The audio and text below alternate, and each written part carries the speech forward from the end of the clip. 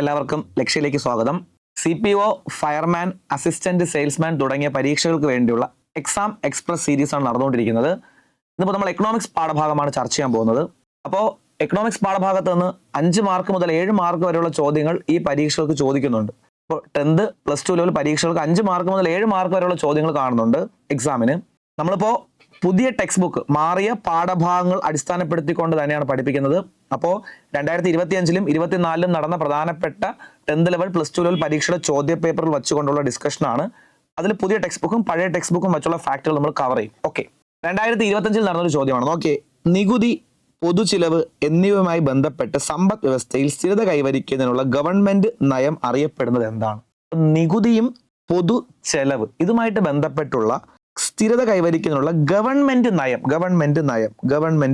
അറിയപ്പെടുന്നത് എങ്ങനെ? ഇതായിരുന്നു ക്വസ്റ്റ്യൻ. അപ്പം നികുതിയുമായി ബന്ധപ്പെട്ട് അല്ലെങ്കിൽ ഗവൺമെന്റ് ചെലവുമായി ബന്ധപ്പെട്ട് ഗവൺമെന്റ് നയം അറിയപ്പെടുന്ന പേരെന്ത്? ഇത് വളരെ ബേസ് ചോദ്യമാണ്. ഒരുപാട് പേർക്ക് അതിന്റെ ആൻസറും കാര്യങ്ങളൊക്കെ അറിയാമായിരിക്കും. ശ്രദ്ധിച്ച് കേട്ടോളുക. നികുതി, അതുപോലെ ബജറ്റ്, ഗവൺമെന്റിന്റെ ചെലവിനെ വിളിക്കുന്ന പേരാണ് പൊതുചെലവ്. വ്യക്തമായിട്ട് കേട്ടോളെ. ഗവൺമെന്റിന് കിട്ടുന്ന വരുമാനത്തെ വിളിക്കുന്ന പേരാണ് പൊതുവരുമാനം. അപ്പൊ ഞാനാണ് ഗവൺമെന്റ് എന്ന് വിചാരിക്കുക, ഞാനാണ് ഗവൺമെന്റ്.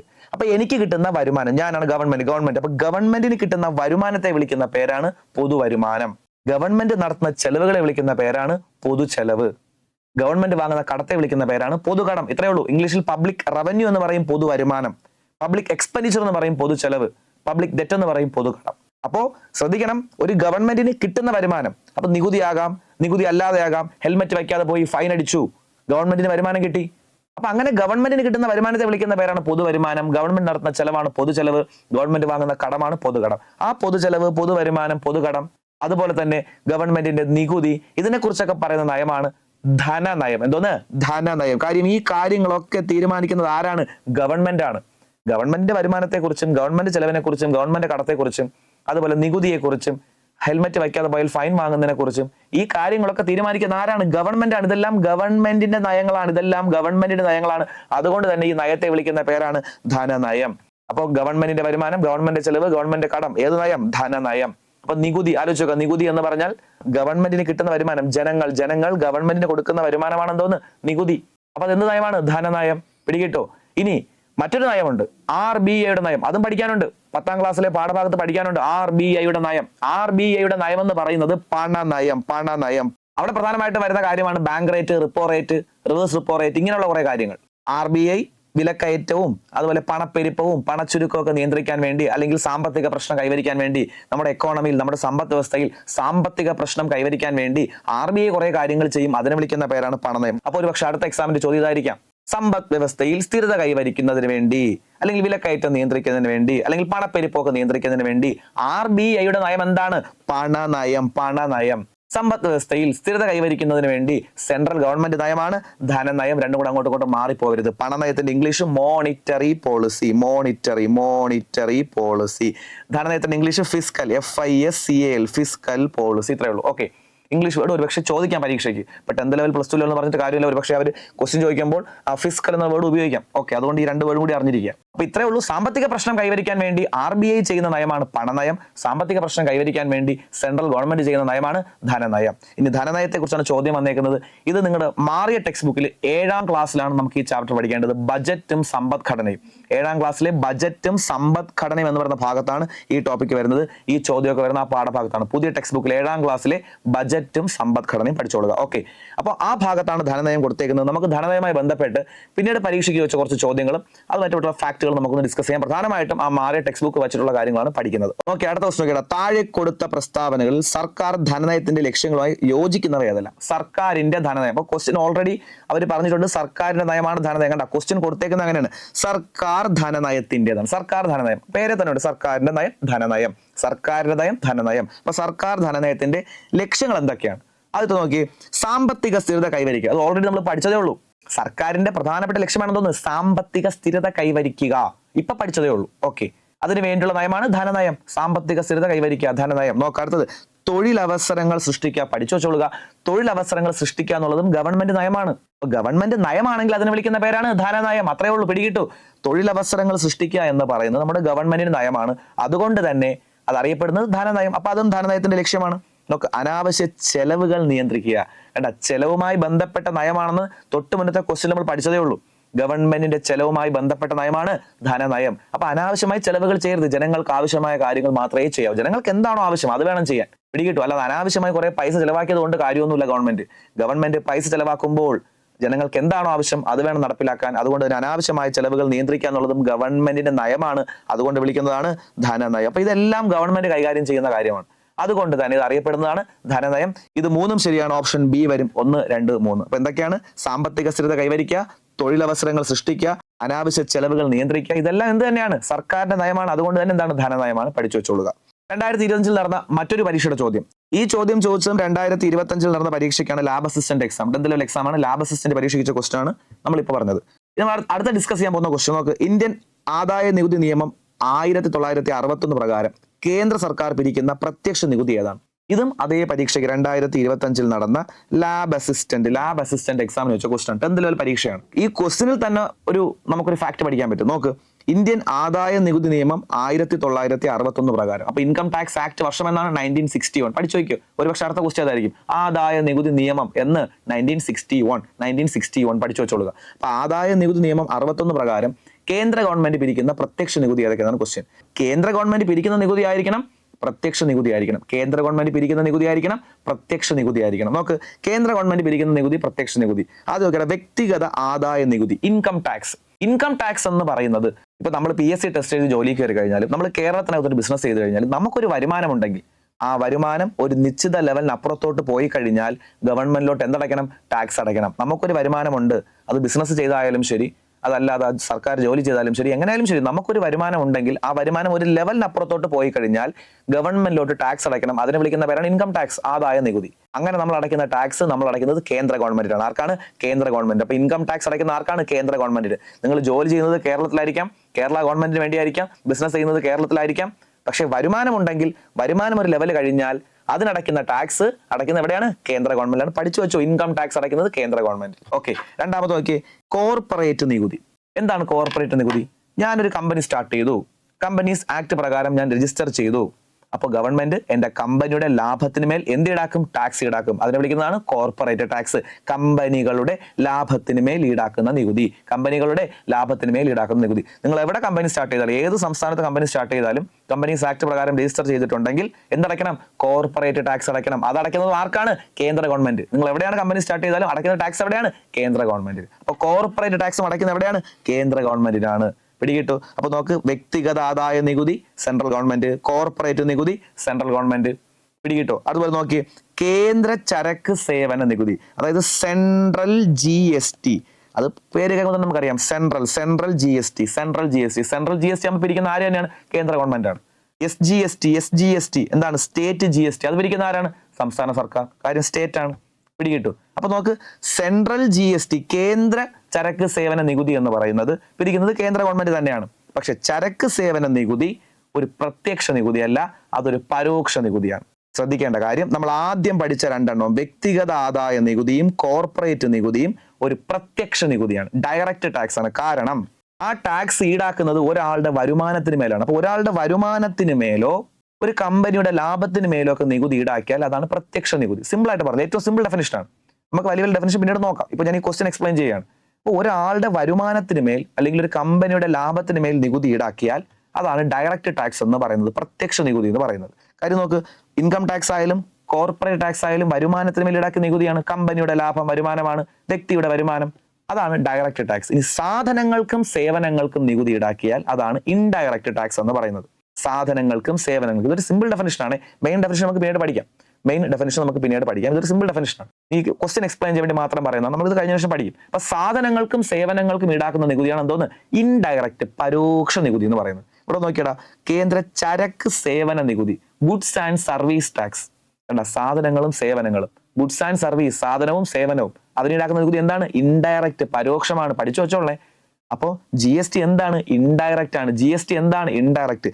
കേന്ദ്ര GST കളക്ട് ചെയ്യുന്നത് സെൻട്രൽ ഗവൺമെന്റ് ആണ്. പക്ഷെ അത് എന്താണ്? ഇൻഡയറക്റ്റ് ആണ്, പരോക്ഷ നികുതിയാണ്. ഇൻഡയറക്റ്റ് ആണ്, പരോക്ഷ നികുതിയാണ്. അടുത്ത് നോക്കിയേ, സംയോജിത ചരക്ക് സേവന നികുതി. അതും നല്ലൊരു ചോദ്യമാണ്. സംയോജിത ചരക്ക് സേവന നികുതി എന്ന് പറഞ്ഞാൽ ഇന്റഗ്രേറ്റഡ് GST ആണ്. IGST, integrated GST, IGST. അപ്പൊ എന്താണ് IGST? ഇങ്ങനെ ഒരു ഓപ്ഷൻ വന്ന സ്ഥിതിക്ക് നമുക്ക് അതും കൂടെ പഠിക്കണം. കേന്ദ്ര സർക്കാർ CGST, സംസ്ഥാന സർക്കാർ ചുമത്തുന്ന GST SGST. ഇനി എന്താണ് IGST എന്ന് ചോദിച്ചാൽ, ഒരു സംസ്ഥാനത്ത് നിന്ന് മറ്റൊരു സംസ്ഥാനത്തിലോട്ട് സാധനങ്ങൾ കൊണ്ടുപോകുമ്പോഴോ അതുപോലെ ഇറക്കുമതി ചെയ്യുന്ന സമയത്തോ ഈടാക്കുന്ന GST ആണ് IGST. അപ്പോൾ ഒരു സ്റ്റേറ്റിൽ നിന്ന് മറ്റൊരു സ്റ്റേറ്റിലോട്ട് കൊണ്ടുപോകുമ്പോൾ CGSTയും SGSTയും വരുന്നില്ല. ഇറക്കുമതി ചെയ്യുന്ന സമയത്തും CGSTയും SGSTയും പരിഗണിക്കുന്നില്ല. പകരം അവിടെ വരുന്ന എന്താണ്? IGST. രണ്ടും കൂടെ മെർജ് ചെയ്തുകൊണ്ട് CGST SGST കൂടെ ഇന്റഗ്രേറ്റ് ചെയ്തുകൊണ്ട് എന്ത് വരും? IGST വരും. അതാണ് IGST എന്ന് പറയുന്നത്. ഓക്കെ, പിടികിട്ടു. അപ്പൊ സെൻട്രൽ ഗവൺമെന്റ് ചുമത്തിയാൽ CGST, സ്റ്റേറ്റ് ഗവൺമെന്റ് ചുമത്തിയാൽ SGST. ഒരു സ്റ്റേറ്റിൽ നിന്ന് മറ്റൊരു സ്റ്റേറ്റിലോട്ട് സാധനങ്ങൾ കൊണ്ടുപോകുമ്പോഴോ ഇറക്കുമതി ചെയ്യുന്ന സമയത്ത് ഈടാക്കുന്ന GST ആണ് IGST. ഈ IGST കളക്ട് ചെയ്യുന്നത് കേന്ദ്ര ഗവൺമെന്റ് ആണ് കേട്ടോ. ഒരു സ്റ്റേറ്റിൽ നിന്ന് മറ്റൊരു സ്റ്റേറ്റിലോട്ട് കൊണ്ടുപോകുമ്പോൾ ആ സ്റ്റേറ്റ് അല്ല ആ GST കളക്ട് ചെയ്യുന്നത്, അത് കളക്ട് ചെയ്യുന്നത് സെൻട്രൽ ഗവൺമെന്റ് ആണ്. ഇറക്കുമതി ചെയ്യുന്ന സമയത്ത് IGST ആണ്, അതും കളക്ട് ചെയ്യുന്ന ആരാണ്? സെൻട്രൽ ഗവൺമെന്റ് ആണ്. അപ്പൊ IGST കളക്ട് ചെയ്യുന്നതും സെൻട്രൽ ഗവൺമെന്റ് ആണ്, ഓർത്തു വെച്ചോളുക. സെൻട്രൽ ഗവൺമെന്റ് കളക്ട് ചെയ്തിട്ട് സംസ്ഥാനങ്ങളുടെ ഷെയർ കൊടുക്കുകയാണ് ചെയ്യുന്നത് IGSTയുടെ കാര്യത്തിൽ. കേരളത്തിൽ നിന്ന് തമിഴ്നാട്ടിലോട്ട് കൊണ്ടുപോയി അല്ലെങ്കിൽ കേരളത്തിലോട്ട് ഒരു സാധനം ഇറക്കുമതി ചെയ്തു, അപ്പോഴൊക്കെ ഈടാക്കുന്ന GST ഏതാണ്? IGST ആണ്. പക്ഷെ അത് പിരിക്കുന്നത് കേരളമോ തമിഴ്നാടോ ഒന്നും അല്ല, പിന്നെ ആരാണ്? കേന്ദ്ര ഗവൺമെന്റ് ആണ്. എന്നിട്ട് കേന്ദ്ര ഗവൺമെന്റ് അതിൽ നിന്ന് ഷെയർ ആർക്ക് കൊടുക്കും? കേരളത്തിനും തമിഴ്നാട്ടിനും ഒക്കെ കൊടുക്കും. പിടികിട്ടോ? ഇത്രയേ ഉള്ളൂ. അപ്പൊ അതാണ് IGST. അപ്പൊ IGSTയും പിരിക്കുന്ന ആരാണ്? കേന്ദ്ര ഗവൺമെന്റ്. അതായത് ഈ ചോദ്യത്തിന്റെ പ്രത്യേകത ഏതാണ്? ഈ 4 ഓപ്ഷനും കേന്ദ്ര ഗവൺമെന്റ് പിരിക്കുന്നതാണ്. അതാണ് അതിന്റെ പ്രത്യേകത. വ്യക്തിഗത ആദായ നികുതി, ഇൻകം ടാക്സ് പിരിക്കുന്നത് കേന്ദ്ര ഗവൺമെന്റ്, കോർപ്പറേറ്റ് നികുതി പിരിക്കുന്നത് കേന്ദ്ര ഗവൺമെന്റ്, ചരക്ക് സേവന നികുതി കേന്ദ്രമായതുകൊണ്ട്, കേന്ദ്ര ചരക്ക് സേവന നികുതി ആയതുകൊണ്ട് പിരിക്കുന്നത് കേന്ദ്ര ഗവൺമെന്റ്. ഇനി ഡൗട്ട് വരുന്നത് ഇതാണ്, ഇന്റഗ്രേറ്റഡ് ചരക്ക് സേവന നികുതി IGST, അതും പിരിക്കുന്ന ആരാണ്? കേന്ദ്ര ഗവൺമെന്റ് ആണ്. 4 ടാക്സും പിരിക്കുന്നത് സെൻട്രൽ ഗവൺമെന്റ് ആണ്. ഇനി ക്വസ്റ്റ്യൻ, സെൻട്രൽ ഗവൺമെന്റ് പിരിക്കുന്ന ടാക്സ് എന്നല്ല, നോക്ക്, കേന്ദ്ര സർക്കാർ പിരിക്കുന്ന പ്രത്യക്ഷ നികുതി ഏതെന്നാണ്? പ്രത്യക്ഷ നികുതി പഠിച്ചു വെച്ചോളേ. GST, അതിപ്പോ ഏതായാലും കേന്ദ്ര GST ആയാലും സംസ്ഥാന GST ആയാലും ഇന്റഗ്രേറ്റഡ് GST ആയാലും ഏത് GST ആയാലും GST ഇൻഡയറക്റ്റ് പരോക്ഷമാണ്. അപ്പൊ എന്താണ് പരോക്ഷം? സാധനങ്ങൾക്കും സേവനങ്ങൾക്കും ഈടാക്കുന്ന നികുതി. ഡ്രസ്സ് പോലെയുള്ള സാധനങ്ങൾ, ഫുഡ് പോലെയുള്ള സാധനങ്ങൾ, ആശുപത്രി പോലെയുള്ള സേവനങ്ങൾ, ഇതിനൊക്കെ ഈടാക്കുന്ന നികുതിയാണ് എന്തോന്ന്? പരോക്ഷ നികുതി. പിടികിട്ടു? അപ്പൊ അവസാനത്തെ 2 എണ്ണം, ചരക്ക് സേവന നികുതി, അതിപ്പോ കേന്ദ്രമായാലും ശരി സംസ്ഥാനമായാലും ശരി ഇനി സംയോജിതമായാലും ശരി, ചരക്ക് സേവന നികുതി എന്താണ്? പരോക്ഷമാണ്. കാര്യം അത് സാധനത്തിനും സേവനത്തിനും ഈടാക്കുന്നതാണ്. എന്നാൽ നോക്ക്, ഒരു വ്യക്തിയുടെ വരുമാനത്തിന് മേലോ ഒരു കമ്പനിയുടെ ലാഭത്തിന് മേലോ ഒക്കെ നികുതി ഈടാക്കിയാൽ അതാണ് ഡയറക്റ്റ് ടാക്സ്, പ്രത്യക്ഷ നികുതി. പിടികിട്ടു? പ്രത്യക്ഷ നികുതി. അപ്പൊ ഇവിടുത്തെ ക്വസ്റ്റ്യൻ കേന്ദ്ര ഗവൺമെന്റ് പിരിക്കുന്ന നികുതി എന്നല്ല. കേന്ദ്ര ഗവൺമെന്റ് പിരിക്കുന്ന നികുതി ആണെങ്കിൽ ഇത് 4 വരും. ഇത് കേന്ദ്ര ഗവൺമെന്റ് പിരിക്കുന്ന പ്രത്യക്ഷ നികുതി ഏത്? അപ്പൊ കേന്ദ്ര ഗവൺമെന്റ് പിരിക്കുന്ന പ്രത്യക്ഷ നികുതി ഏതൊക്കെയെന്ന് വെച്ചാൽ നോക്ക്, വ്യക്തിഗത ആദായ നികുതിയുണ്ട്, കോർപ്പറേറ്റ് നികുതിയുണ്ട്. അത് രണ്ടും വരുമാനത്തിന് മേൽ ഈടാക്കുന്നതായത് കൊണ്ട് അത് രണ്ടും പ്രത്യക്ഷമാണ്. അപ്പൊ അത് രണ്ടുമാണ് ആൻസർ വരുന്നത്. നോക്കിയേ, ഓപ്ഷൻ D വരും, 1 and 2 only. നമുക്ക് പ്രത്യക്ഷ നികുതിയെ കുറിച്ചും പരോക്ഷ നികുതിയെ കുറിച്ചും ഒക്കെ നമുക്ക് പഠിക്കാം. ഇത് ഈ ക്വസ്റ്റ്യൻ എക്സ്പ്ലെയിൻ ചെയ്യാൻ വേണ്ടി മാത്രം ഞാൻ പറഞ്ഞേ ഉള്ളൂ. ഈ ഒരു ടോപ്പിക് നമ്മൾ ഈ ഡിസ്കസ് ചെയ്ത 3 ക്വസ്റ്റ്യനും, ഇത് 3ഉം 2025 നടന്ന പരീക്ഷയ്ക്ക് വെച്ച ക്വസ്റ്റൻ ആണ്. ഓക്കെ, അപ്പൊ 2025 നടന്ന എക്സാമിന്റെ ക്വസ്റ്റൻ ആണ്. ഈ 3 ചോദ്യവും പുതിയ ടെക്സ്റ്റ് ബുക്ക് 7ാം ക്ലാസ്സിലെ ബജറ്റും സമ്പദ്ഘടനയും എന്ന പാഠഭാഗത്തുണ്ട്. അപ്പൊ നമുക്ക് അതുമായിട്ട് ബന്ധപ്പെട്ട കുറച്ച് കാര്യങ്ങൾ ചർച്ച ചെയ്യാം. ഈ വർഷം തന്നെ 3 ക്വസ്റ്റൻ ചോദിച്ച സ്ഥിതിക്ക് ഇനിയും ഒരുപക്ഷെ ചോദിക്കാൻ സാധ്യത കൂടുതലാണ് അങ്ങോട്ട്. ഓക്കെ അല്ലേ? നമുക്ക് ആ പാഠഭാഗം ഒന്ന് ഡിസ്കസ് ചെയ്യാം. നോക്കിയടാ, വികസനേതര പ്രവർത്തനങ്ങൾക്കായി സർക്കാർ ചെലവഴിക്കുന്ന ധനമാണ് പൊതുചെലവുകൾ. രാജ്യത്തിന്റെ അല്ലെങ്കിൽ സംസ്ഥാനത്തിന്റെ വികസനത്തിനും വികസനമല്ലാത്ത കുറെ ആവശ്യങ്ങൾക്ക് വേണ്ടിയും സർക്കാർ കുറേ പൈസ ചെലവാക്കുന്നുണ്ട്. ഞാനാണ് ഗവൺമെന്റ് എന്ന് വിചാരിക്കുക, ഞാൻ കുറേ പൈസ ചെലവാക്കുന്നുണ്ട്. റോഡ് പണിയുക, പാലം പണിയുക, ശമ്പളം കൊടുക്കുക, കുറേ ചെലവുണ്ട്. അതിപ്പോ വികസനം ആവശ്യമാകാം, വികസനം അല്ലാത്ത ആവശ്യമാകാം. ഉദാഹരണം പറയുകയാണെങ്കിൽ ശമ്പളം കൊടുക്കുക എന്ന് പറയുമ്പോൾ നാടിന്റെ വികസനത്തിന് വേണ്ടിയാണോ? അല്ല, ജോലി ചെയ്യുന്ന ആൾക്കാർ കൊടുക്കുന്ന ശമ്പളമാണ്. പക്ഷെ ശമ്പളം കൊടുക്കുക ചെലവാണ്, അപ്പൊ അതൊരു വികസന ആവശ്യമല്ല. റോഡ് പണിയുക, അതിനുവേണ്ടി കുറേ പൈസ ചെലവാക്കുകയാണ്, അപ്പൊ അതെന്താണ്? അത് വികസന ആവശ്യമാണ്. പിടികിട്ടു? വികസന ആവശ്യത്തിനും ചെലവാക്കാറുണ്ട്, വികസനം അല്ലാത്ത ആവശ്യങ്ങൾക്കും ചെലവാക്കാറുണ്ട്. പെൻഷൻ കൊടുക്കുക, ജനങ്ങൾക്ക് പെൻഷൻ കൊടുക്കുന്നത് നാടിന്റെ വികസനത്തിന് വേണ്ടിയല്ല, ജനങ്ങളുടെ ക്ഷേമം വർദ്ധിപ്പിക്കാൻ വേണ്ടിയാണ്. അപ്പൊ അത് വികസന ആവശ്യമാണോ? അല്ല. അപ്പൊ പെൻഷൻ കൊടുക്കുന്നതും ചെലവാണ്, പക്ഷെ വികസന ആവശ്യമല്ല. വികസന ആവശ്യത്തിനും വികസന ആവശ്യം അല്ലാതെയൊക്കെ കുറെ പൈസ ചെലവാക്കാറുണ്ട് ഗവൺമെന്റ്. അതിനെ വിളിക്കുന്ന പേരാണ് പൊതുചെലവ്. കണ്ട, വികസനേതര പ്രവർത്തനങ്ങൾക്കായി സർക്കാർ ചെലവഴിക്കുന്ന ധനമാണ് പൊതുചെലവ്. ഇത്രയേ ഉള്ളൂ. ഓക്കെ, സർക്കാരിന്റെ പ്രവർത്തനങ്ങൾ വിപുലമാകുന്നതിനനുസരിച്ച് പൊതുചെലവുകളും വർദ്ധിക്കും. ഒരു പക്ഷേ സ്റ്റേറ്റ്മെന്റ് ചോദിക്കാം, സർക്കാരിന്റെ പ്രവർത്തനങ്ങൾ കൂടുന്നതിനനുസരിച്ച് ചെലവ് വർദ്ധിക്കും. അപ്പൊ സർക്കാർ പറയുന്ന അടുത്ത പ്രാവശ്യം നമുക്ക് നാടിന്റെ വികസനത്തിന് വേണ്ടി ഒരുപാട് ആശുപത്രികൾ പണിയാം എന്ന് പറഞ്ഞാൽ വീണ്ടും ചെലവ് വർദ്ധിക്കുകയാണ് സർക്കാരിന്റെ. പിടികിട്ടും? അപ്പൊ സർക്കാർ പ്രവർത്തനങ്ങൾ ചെയ്യുന്നതനുസരിച്ച് ചെലവും കൂടിക്കൊണ്ടിരിക്കും. ഇത്രയേ ഉള്ളൂ, സിമ്പിൾ ആണ്. നോക്ക്, പൊതു ചെലവുകളെ നമുക്ക് രണ്ടായി തരംതിരിക്കാം. വികസന ചെലവും അതുപോലെ വികസനേതര ചെലവും. വികസനം ഡെവലപ്മെന്റൽ എക്സ്പെൻഡിച്ചറും അതുപോലെ നോൺ ഡെവലപ്മെന്റൽ എക്സ്പെൻഡിച്ചർ. ഇപ്പൊ സ്ലൈഡിൽ വികസനമാണ് കാണിച്ചേക്കുന്നത്, അടുത്ത സ്ലൈഡിൽ നമുക്ക് നോൺ ഡെവലപ്മെന്റ് നോക്കാം. അപ്പം ഗവൺമെന്റ് പൈസ ചെലവാക്കും രണ്ട് രീതിയിൽ, ഒന്ന് ഡെവലപ്മെന്റൽ, മറ്റൊന്ന് നോൺ ഡെവലപ്മെന്റൽ. വികസന ചെലവും വികസനേതര ചെലവും. നോക്കാം, ആദ്യം വികസന ചെലവ് ഡെവലപ്മെന്റൽ എക്സ്പെൻഡിച്ചർ. ഇത് എപ്പോഴും ഓർത്തോളം ഗവൺമെന്റ് നടത്തുന്ന ചെലവാണ്. നോക്കടാ, രാജ്യത്തിന്റെ സാമ്പത്തികവും സാമൂഹികവും വികസനവുമായി നേരിട്ട് ബന്ധപ്പെട്ടിരിക്കുന്ന ചെലവുകളെ വികസന ചെലവുകൾ എന്ന് വിളിക്കുന്നു. നാടിന്റെ വികസനത്തിന് വേണ്ടി പൈസ ചെലവാക്കിയാൽ വികസന ചെലവ്. അപ്പോൾ നാടിന്റെ വികസനത്തിന് വേണ്ടി എന്ന് പറയുമ്പോൾ നമുക്കറിയാം, റോഡ് പണിയുക, സ്കൂൾ പണിയുക, ആശുപത്രി പണിയുക, പാലം പണിയുക, ഇതൊക്കെ നാടിന്റെ വികസനത്തിന് വേണ്ടിയാണ്. അപ്പൊ അതുകൊണ്ട് തന്നെ ഇങ്ങനെയുള്ള ചെലവുകളെ വിളിക്കുന്ന പേരാണ് വികസന ചെലവ്. നോക്കിയടാ, ഇവ രാജ്യത്തിന്റെ ഉൽപാദനത്തെയും യഥാർത്ഥ സമ്പദ് വ്യവസ്ഥയെയും ഉത്തേജിപ്പിച്ച് സാമ്പത്തിക വളർച്ചയ്ക്ക് വലിയ സംഭാവന നൽകുന്നു. റോഡ് പണിയുക, പാലം പണിയുക എന്നൊക്കെ പറഞ്ഞു കഴിഞ്ഞാൽ, ആശുപത്രി പണിയുക, സ്കൂൾ പണിയുക എന്നൊക്കെ പറഞ്ഞാൽ വികസനത്തിന് വേണ്ടിയാണ്. അത് സാമ്പത്തിക വളർച്ചയ്ക്ക് ഒരുപാട് ഉത്തേജനം നൽകുന്നുണ്ട്. അതുകൊണ്ട് തന്നെ ഇവ ഉൽപാദന ചെലവുകൾ എന്ന് അറിയപ്പെടുന്നു. അത് ഇമ്പോർട്ടന്റ് പോയിന്റ്, എക്സാമിന് ചോദിക്കാം. വികസന ചെലവ് അറിയപ്പെടുന്ന മറ്റൊരു പേരാണ് ഉൽപാദന ചെലവ്. അപ്പൊ വികസന ചെലവ് അറിയപ്പെടുന്ന മറ്റൊരു പേരാണ് ഉൽപാദന ചെലവ്. ശ്രദ്ധിക്കണേ, ഇത് 7ാം ക്ലാസ്സിലെ പാഠഭാഗത്ത് കൊടുത്തേക്കുന്നതാണ്. ഏത് എക്സാമിനാണോ ചോദിക്കാം, നിങ്ങൾ എഴുതുന്ന ഏത് പരീക്ഷയ്ക്കും ചോദിക്കാൻ ഈ ചോദ്യം. ഇപ്പൊ വികസന ചെലവ് അറിയപ്പെടുന്ന മറ്റൊരു പേരാണ് ഉൽപാദന ചെലവ്. കാര്യം എന്താണ്? കറക്റ്റ് കൊടുത്തിട്ടുണ്ട്. രാജ്യത്തിന്റെ ഉൽപാദനത്തെയും യഥാർത്ഥ സമ്പദ് വ്യവസ്ഥയെ ഉത്തേജിപ്പിക്കുന്നുണ്ട് വികസന ചെലവുകൾ. നാടിന്റെ വികസനത്തിന് വേണ്ടി ഒരുപാട് കാര്യങ്ങൾ ചെയ്യുമ്പോൾ അത് സാമ്പത്തിക വളർച്ചയെ ഉത്തേജിപ്പിക്കുന്നുണ്ട്. അതുകൊണ്ടാണ് അത് എന്ത് വിളിക്കുന്നത്? ഉൽപാദന ചെലവ്. അപ്പൊ വികസന ചെലവ് അറിയപ്പെടുന്ന മറ്റൊരു പേരാണ് ഉൽപാദന ചെലവ്. പഠിച്ചു വെച്ചോളുക. ഓക്കെ ആണേ. നോക്കടാ, റോഡ്, പാലം, തുറമുഖം എന്നിവ നിർമ്മിക്കുക, പുതിയ സംരംഭങ്ങളും വിദ്യാഭ്യാസ സ്ഥാപനങ്ങളും ആരംഭിക്കുക തുടങ്ങിയ പ്രവർത്തനങ്ങൾക്കുള്ള സർക്കാർ ചെലവുകളാണ് എന്തോന്ന്? വികസന ചെലവ്. ഇത്രയും എളുപ്പമല്ലേ? പഠിച്ച കാര്യം മാത്രമേ ഉള്ളൂ. നാടിന്റെ വികസനത്തിന് വേണ്ടി മറ്റൊരു പേര് ഉൽപാദന ചെലവ്. അതാണ് വികസന ചെലവ്. അടുത്ത നോക്കുക, വികസനേതര ചെലവ്, നോൺ ഡെവലപ്മെന്റൽ എക്സ്പെൻഡിച്ചർ. പൈസ ചെലവാക്കുന്നുണ്ട്, പക്ഷെ നാടിന്റെ വികസനത്തിന് വേണ്ടിയല്ല, മറ്റാവശ്യങ്ങളാണ്. എന്തൊക്കെയാണ്? പ്രതിരോധം, ആർമിക്ക് പൈസ കൊടുക്കുക. ആർമിക്ക് പൈസ കൊടുക്കുന്നത് നാടിന്റെ വികസനത്തിന് വേണ്ടിയാണോ? ആർമിക്ക് പൈസ കൊടുക്കുമ്പോൾ നാട് വികസിക്കും, ശരി തന്നെയാണ്. അപ്പോൾ ഓട്ടോമാറ്റിക്കലി വികസിക്കും. ഇപ്പോൾ യുദ്ധവിമാനം വാങ്ങിയാലൊക്കെ നമ്മൾ വികസിക്കും, ശരി തന്നെയാണ്.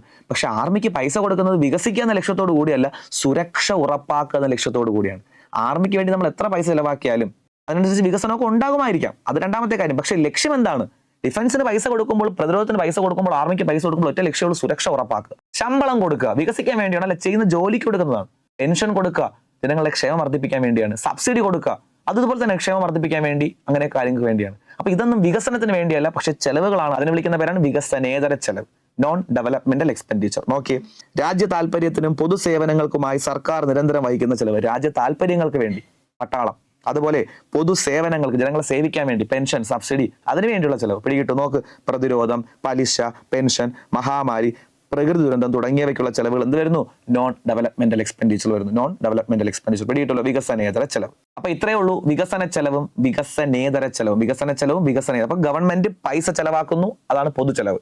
രണ്ടാക്കുന്നു വികസന ചെലവ്, വികസനേതര ചെലവ്. ഓക്കെ, നിങ്ങളുടെ SCERT ബുക്കിൽ കൊടുത്തിരിക്കുന്ന ഒരു ഗ്രാഫാണിത്. ഈ ഗ്രാഫ് വെച്ച് എക്സാമിന് ക്വസ്റ്റ്യൻ ചോദിക്കില്ല, പക്ഷേ ഗ്രാഫിന്റെ ട്രെൻഡ് ചോദിക്കാം. നോക്കേ, ഈ ഗ്രാഫ് കൊടുത്തേക്കുന്ന പ്രകാരം ഗവൺമെന്റിന്റെ ചെലവ്, പൊതുചെലവ്, നമ്മുടെ ഇന്ത്യ ഗവൺമെന്റ് പൊതുചെലവ്, കേന്ദ്ര ഗവൺമെന്റ് പൊതുചെലവ് ഓരോ വർഷം കഴിഞ്ഞ് പോകുന്നതോറും കൂടി വരും എന്ന് കാണിച്ചിരിക്കുന്നത്.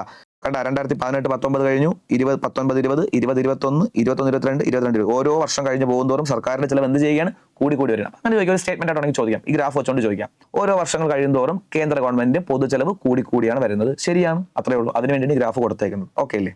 നമുക്ക് അടുത്ത പഠിക്കേണ്ടത് എന്താണ്? പൊതു വരുമാനം എന്നാണ്. അപ്പൊ പൊതു ചെലവ് പഠിച്ചു. സിമ്പിൾ ആയിട്ട് പഠിക്കണേ, കാര്യം വലിയ കോംപ്ലിക്കേറ്റ് ആക്കാൻ സിമ്പിൾ ആയിട്ട് പഠിക്കുക. പൊതു ചെലവ്, ഗവൺമെന്റ് നടത്തുന്ന ചെലവ്.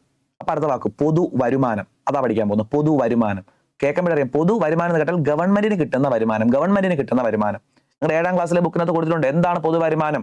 ഗവൺമെന്റിന് നേരത്തെ പറഞ്ഞ പോലെ റോഡ്, പാലം ഇതൊക്കെ പണിയണമെങ്കിൽ, ശമ്പളം കൊടുക്കണമെങ്കിൽ, പെൻഷൻ കൊടുക്കണമെങ്കിൽ കുറെ പൈസ ആവശ്യമാണ്. അതുകൊണ്ട് ഗവൺമെന്റ് കുറെ പൈസ കളക്ട് ചെയ്തേ പറ്റൂ.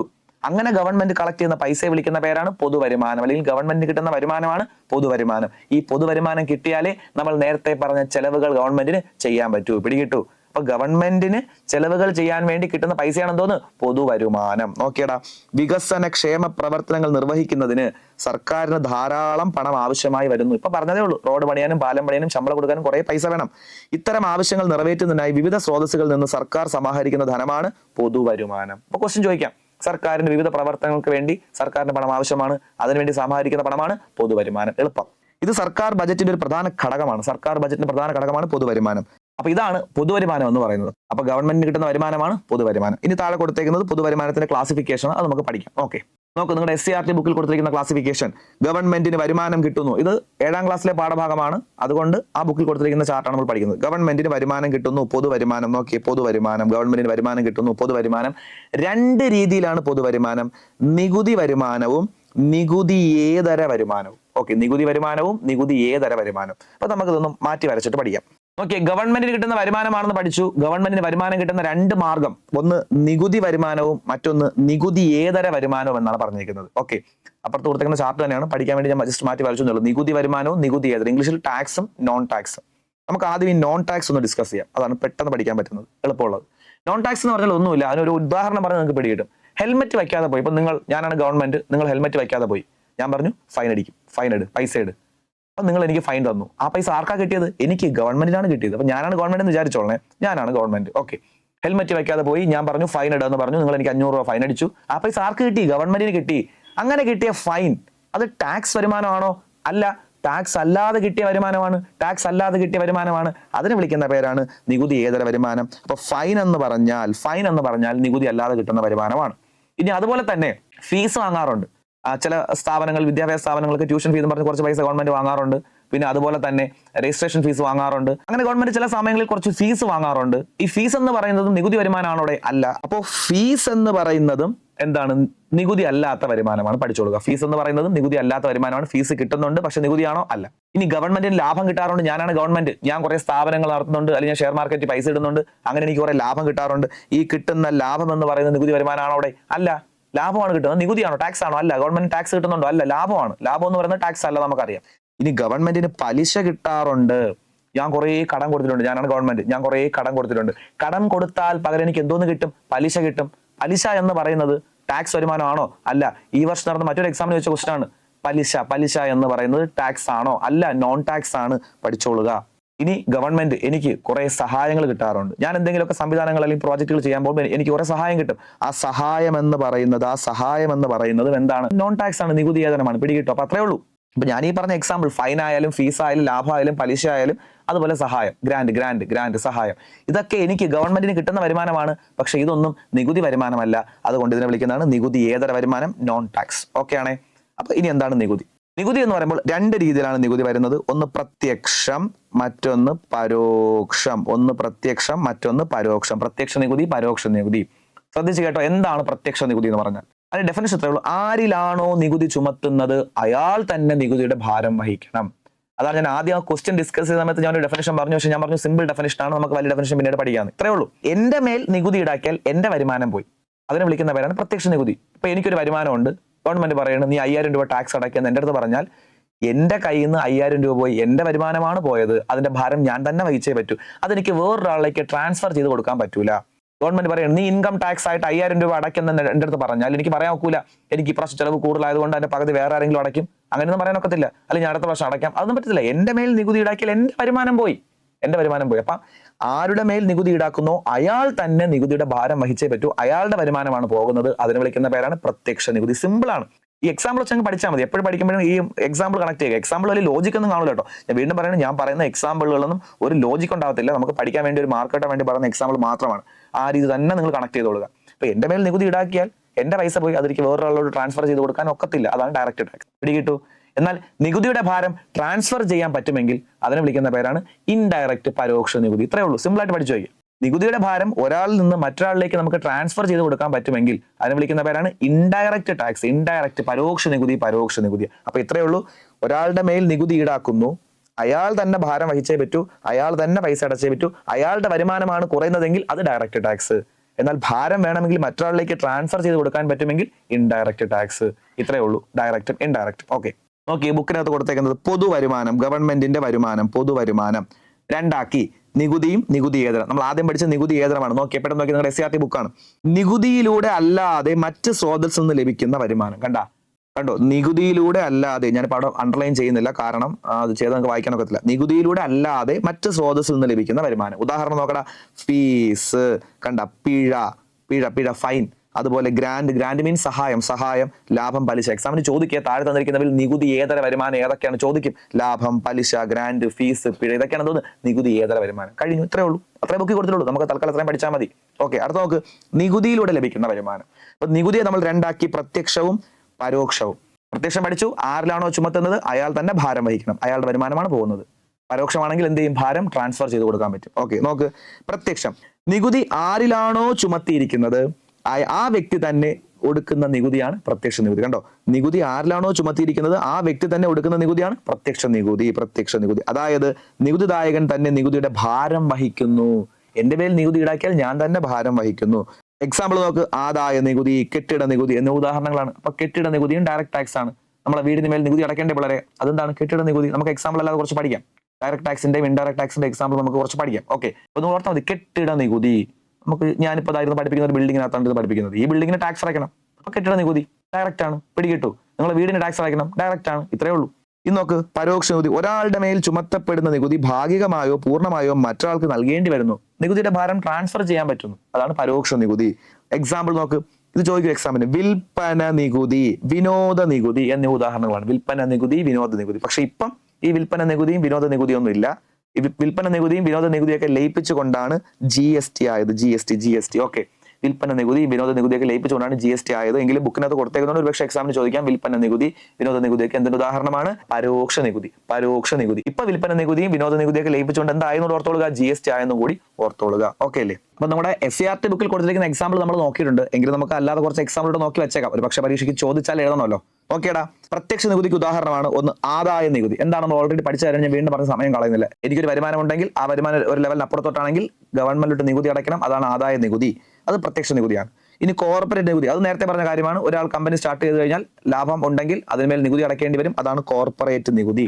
ഓക്കെ, ഇനി കെട്ടിട നികുതി. ഇപ്പൊ പറഞ്ഞതേ ഉള്ളൂ, ഒരു ബിൽഡിംഗ് ഉണ്ടെങ്കിൽ ആ ബിൽഡിങ്ങിന് മേൽ നികുതി അടയ്ക്കണം, അതാണ് കെട്ടിട നികുതി. അപ്പൊ വീടായാലും ശരി, കടയായാലും ശരി, ഞാനിത് പഠിപ്പിക്കുന്ന ഈ ബിൽഡിംഗ് ആയാലും ശരി, ഒരു കെട്ടിടം ഉണ്ടെങ്കിൽ അതിന് നികുതി അടച്ചേ പറ്റൂ, അതാണ് കെട്ടിട നികുതി. ഇനി ഭൂനികുതി. നമുക്കൊരു വസ്തു ഉണ്ടെങ്കിൽ ആ വസ്തുവിന് മേൽ നികുതി അടച്ചേ പറ്റൂ, അതാണ് ഭൂനികുതി. അപ്പൊ നോക്കിയേ, ഈ ബിൽഡിങ്ങിന് ഒരു ടാക്സ് അടയ്ക്കണം. ഞാനിരുന്ന് പഠിപ്പിക്കുന്ന ഈ ബിൽഡിങ്ങിന് ഒരു ടാക്സ് അടയ്ക്കണം. ഈ ബിൽഡിംഗ് ഇരിക്കുന്ന വസ്തുവിനും ടാക്സ് അടയ്ക്കണം, അതിനെ വിളിക്കുന്ന പേരാണ് ഭൂനികുതി. ബിൽഡിംഗിന് അടയ്ക്കുന്ന ടാക്സ് ആണ് കെട്ടിട നികുതി, അടുത്തത് ഭൂനികുതി. അപ്പൊ പ്രധാനമായിട്ടും വരുന്ന ഡയറക്ട് ടാക്സ് നമുക്ക് ഒരുപക്ഷെ എക്സാമിന് ഏറ്റവും കൂടുതൽ ചോദിക്കാൻ സാധ്യത 4 എണ്ണമാണ്. ഇനി അടുത്ത ചോദ്യം വരുന്നത് പിരിക്കുന്നത് ആരാണ്? ആദായ നികുതി പിരിക്കുന്നത് കേന്ദ്ര ഗവൺമെന്റാണ്, പഠിച്ച കാര്യമാണ്. കോർപ്പറേറ്റ് ടാക്സ് പിരിക്കുന്നതും കേന്ദ്ര ഗവൺമെന്റാണ്, പഠിച്ച കാര്യമാണ്. ഇനി കെട്ടിട നികുതി പിരിക്കുന്നത്, കെട്ടിട നികുതി പിരിക്കുന്നത് നമ്മുടെ പഞ്ചായത്താണ്, അതായത് തദ്ദേശ സ്വയംഭരണ സ്ഥാപനം, ലോക്കൽ സെൽഫ് ഗവൺമെന്റ്. പഠിച്ചു വെച്ചോളേ, കെട്ടിട നികുതി പിരിക്കുന്നത് സംസ്ഥാന സർക്കാരും കേന്ദ്ര സർക്കാരും ഒന്നുമല്ല, തദ്ദേശ സ്വയംഭരണ സ്ഥാപനം, ലോക്കൽ സെൽഫ് ഗവൺമെന്റ് ആണ്, പഞ്ചായത്തുകളൊക്കെയാണ് എന്ത് പിരിക്കുന്നത്? കെട്ടിട നികുതി പിരിക്കുന്നത്. അല്ലാതെ സംസ്ഥാന ഗവൺമെന്റും കേന്ദ്ര ഗവൺമെന്റും അല്ല.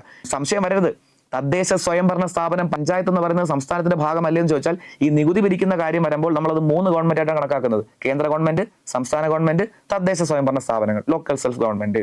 ആ ലോക്കൽ സെൽഫ് ഗവൺമെന്റ് പിരിക്കുന്ന നികുതിയാണ് കെട്ടിട നികുതി. പിടികിട്ടു?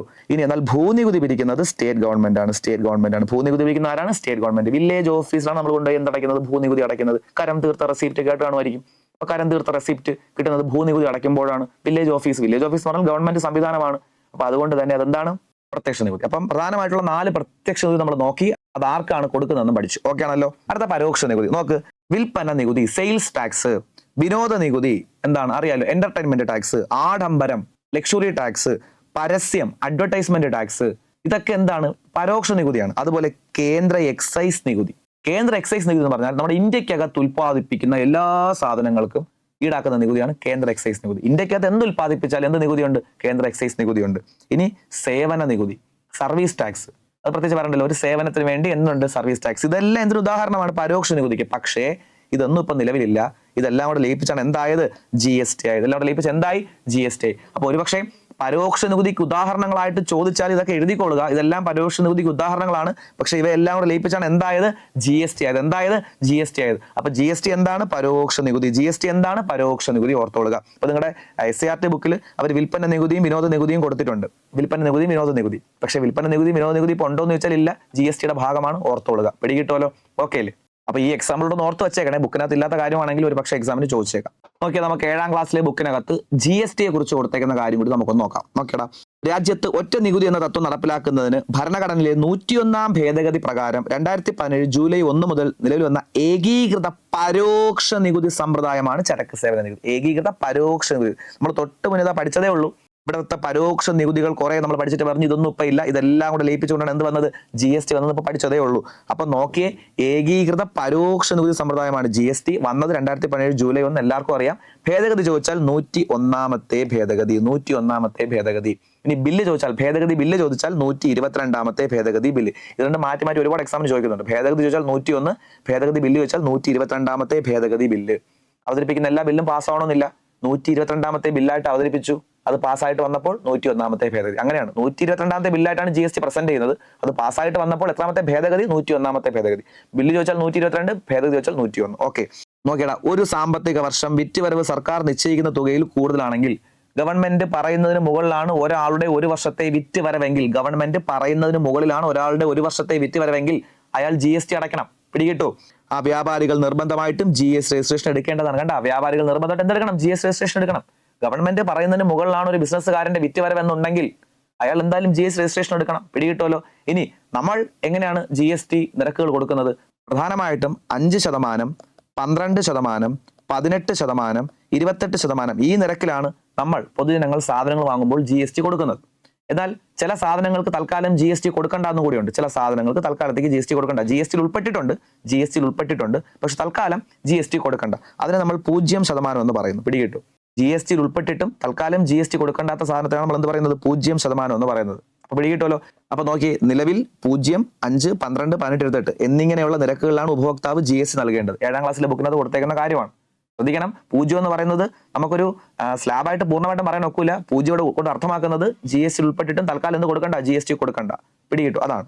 ഇത്തരത്തിൽ ഉപഭോക്താക്കളിൽ നിന്ന് ഈടാക്കുന്ന വിവിധ നിരക്കിലുള്ള നികുതികൾ. കണ്ട, നമ്മൾ സാധനം വാങ്ങുമ്പോൾ കൊടുക്കേണ്ട നിരക്കാണ് എഴുതി വെച്ചേക്കുന്നത്. ഇങ്ങനെ ബിസിനസ്സുകാർ വാങ്ങും, നമ്മളെ കടക്കാരൊക്കെ നമ്മളെ വാങ്ങും. എന്നിട്ട് അവരെന്ത് ചെയ്യും?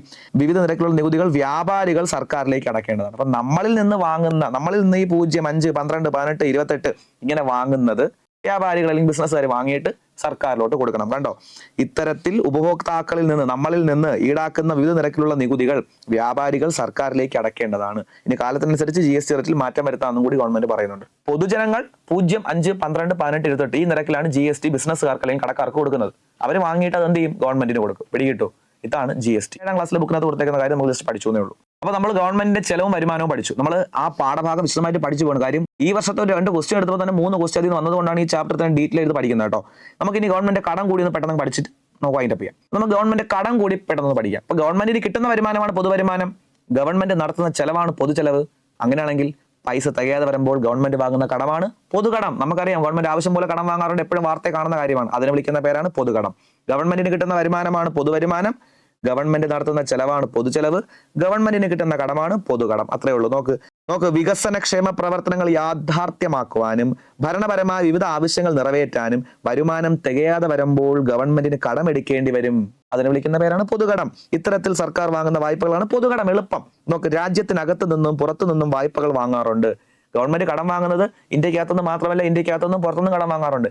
ഇന്ത്യക്കകത്തുനിന്ന് കടം വാങ്ങിയാൽ അതിനെ വിളിക്കുന്ന പേരാണ് ആഭ്യന്തര കടം. പുറത്തുനിന്ന് കടം വാങ്ങിയാൽ അതിനെ വിളിക്കുന്ന പേരാണ് വിദേശ കടം. ഇന്ത്യയുടെ അതിർത്തിക്ക് അകത്തുനിന്ന് കടം വാങ്ങിയാൽ ആഭ്യന്തര കടം, അതിർത്തിക്ക് പുറത്തുനിന്ന് കടം വാങ്ങിയാൽ വിദേശ കടം. അത്രയേ ഉള്ളൂ. നോക്ക്, ആഭ്യന്തര കടം രാജ്യത്തിനകത്തുള്ള വ്യക്തികളിൽ നിന്നും സ്ഥാപനങ്ങളിൽ നിന്നും സർക്കാർ വാങ്ങുന്ന വായ്പകളാണ് ആഭ്യന്തര കടം. രാജ്യത്തിനകത്ത് നിന്ന് RBIയുടെ കയ്യിൽ നിന്നൊക്കെ വായ്പ വാങ്ങാറുണ്ട്. അങ്ങനെ ഇന്ത്യക്കകത്തുനിന്ന് കടം വാങ്ങിയാൽ ആഭ്യന്തര കടം.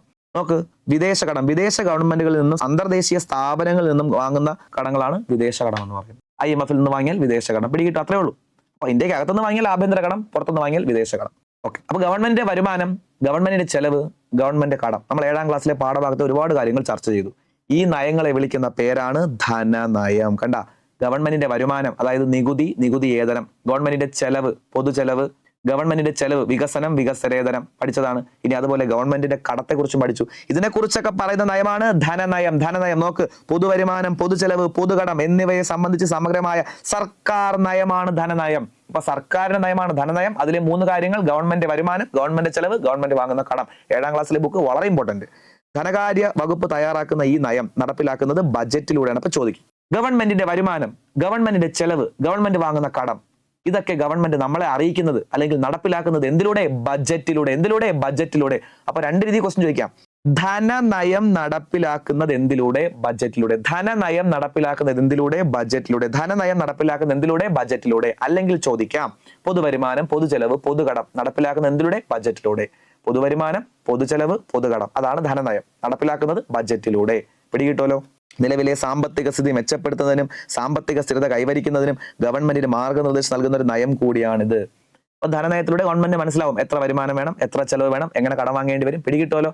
അത്രയേ ഉള്ളൂ ധനനയം. എളുപ്പമാണ്.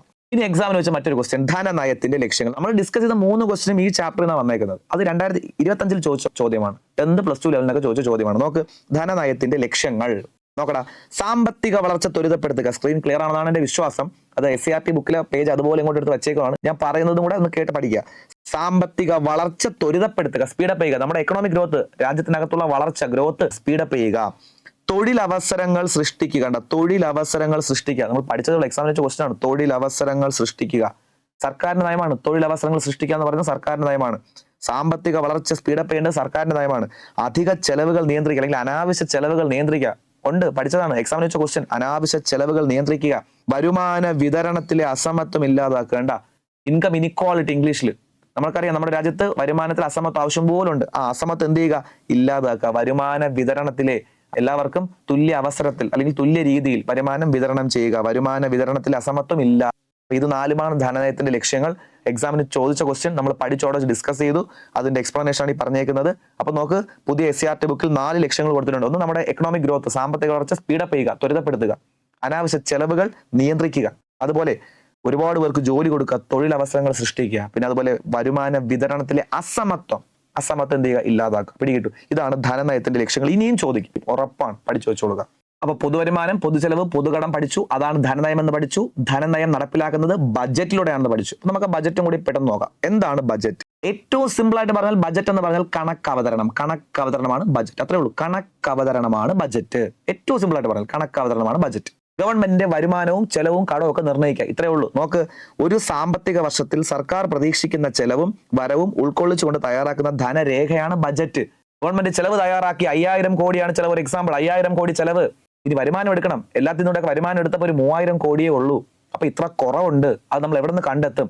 ഇങ്ങനെയൊക്കെ തയ്യാറാക്കുന്ന രേഖയാണ് എന്തോന്ന്? ബജറ്റ് എന്ന് പറയുന്നത്. പൊതുവരുമാനം, പൊതുചെലവ്, പൊതുകടം ഇതുമായിട്ട് ബന്ധപ്പെട്ട ധനരേഖയാണ് എന്തോന്ന്? ബജറ്റ് എന്ന് പറയും. നോക്ക്, നമ്മുടെ രാജ്യത്ത് ഏപ്രിൽ 1 മുതൽ മാർച്ച് 31 വരെയുള്ള ഒരു സാമ്പത്തിക വർഷത്തേക്കാണ് ബജറ്റ് തയ്യാറാക്കുന്നത്. നമുക്കറിയാം നമ്മുടെ രാജ്യത്തെ ഒരു വർഷം എന്ന് പറയുന്നത്, അല്ലെങ്കിൽ സാമ്പത്തിക വർഷം എന്ന് പറയുന്നത് ഏപ്രിൽ 1 മാർച്ച് 31. അത് കണക്കാക്കിയാണ് ബജറ്റ് തയ്യാറാക്കുന്നത്. നോക്കി, ധനകാര്യമന്ത്രിയാണ് ബജറ്റ് അവതരിപ്പിക്കുന്നത്. ഇന്ത്യൻ ഭരണഘടനയുടെ ആർട്ടിക്കിൾ 112 അനുസരിച്ചാണ് ബജറ്റ് പ്രസന്റ് ചെയ്യുന്നത്. ബജറ്റുമായിട്ട് ബന്ധപ്പെട്ട ആർട്ടിക്കിൾ 112. ധനകാര്യമന്ത്രിയാണ് ബജറ്റ് പ്രസന്റ് ചെയ്യുന്നത്.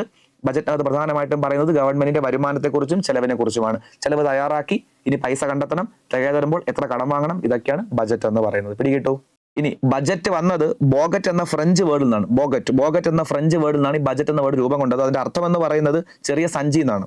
ചെറിയ സഞ്ചി എന്നുള്ളതാണ് അതിന്റെ അർത്ഥം. അപ്പം ബജറ്റ് എന്ന വേർഡ് ഡിറൈവ് ചെയ്തേക്കുന്നത് ബോഗറ്റ് എന്ന ഫ്രഞ്ച് വേർഡ് എന്നാണ്. അർത്ഥം ചെറിയ സഞ്ചി എന്നാണ്. കണ്ടോ, നോക്ക്, ബോഗറ്റ് എന്ന ഫ്രഞ്ച് വാക്കിൽ നിന്നാണ് ബജറ്റ് എന്ന വാക്കിന്റെ ഉത്ഭവം. ചെറിയ ബാഗ് അല്ലെങ്കിൽ ചെറിയ സഞ്ചി എന്നാണ് അർത്ഥമാക്കുന്നത്. നോക്കി, സർക്കാരിന്റെ ധനകാര്യ രേഖകൾ അടങ്ങുന്ന ഒരു സഞ്ചി, സർക്കാരിന്റെ ധനകാര്യ രേഖകൾ, സർക്കാരിന്റെ വരുമാനവും ചെലവും ഒക്കെ അടങ്ങുന്ന ഒരു സഞ്ചിയാണ് ബജറ്റ്. അത് ആ അർത്ഥത്തിലാണ് ബജറ്റ് എന്ന വേർഡ് കോൺസ്റ്റിറ്റ്യൂട്ട് ചെയ്തേക്കുന്നത്. ഓക്കെ, ഇനി നോക്കിയേ, സർക്കാർ ഈ വർഷം ചെലവ് തയ്യാറാക്കിയപ്പോൾ 5000 കോടിയാണ് ചെലവ്. സർക്കാർ വരുമാനം എടുത്തപ്പോഴും 5000 കോടിയുണ്ട്. ചെലവ് തയ്യാറാക്കി 5000 കോടി, വരുമാനം എടുത്തപ്പോൾ 5000 കോടി. അപ്പൊ ചെലവും വരുമാനം എന്താണ്? തുല്യമാണ്. അതിനെ വിളിക്കുന്ന പേരാണ് ബാലൻസ്ഡ് ബജറ്റ്, സന്തുലിത ബജറ്റ്. നോക്കിയേ, ഗവൺമെന്റ് കടം വാങ്ങേണ്ട കാര്യമുണ്ടോ ഇവിടെ? ഇല്ല. ചെലവെടുത്തു 5000, വരുമാനം എടുത്തപ്പോഴും 5000, അപ്പൊ കടം വാങ്ങേണ്ട കാര്യമില്ല. Balanced budget. പിടികിട്ടു. ഇനി ഗവൺമെന്റ് ചെലവെടുത്തു 5000, വരുമാനം നോക്കിയപ്പോൾ 7000 ഉണ്ട്. ചെലവ് 5000 ഉള്ളൂ, വരുമാനം എടുത്തപ്പോൾ 7000 ഉണ്ട്. ചെലവ് തയ്യാറാക്കി 5000 ഉള്ളൂ, വരുമാനം എടുത്തപ്പോൾ 7000 ഉണ്ട് വരുമാനം. അപ്പൊ ഗവൺമെന്റിന് 2000 കോടി എക്സ്ട്രാ കിട്ടി. അതിന് വിളിക്കുന്ന പേരാണ് സർപ്ലസ് ബജറ്റ്, മിച്ച ബജറ്റ്. കാര്യം വരുമാനം കൂടുതൽ കിട്ടി. പിടികിട്ടു. ഇനി ഗവൺമെന്റ് ചെലവ് തയ്യാറാക്കി 5000, വരുമാനം എടുത്തപ്പോൾ 3000 ഉള്ളൂ.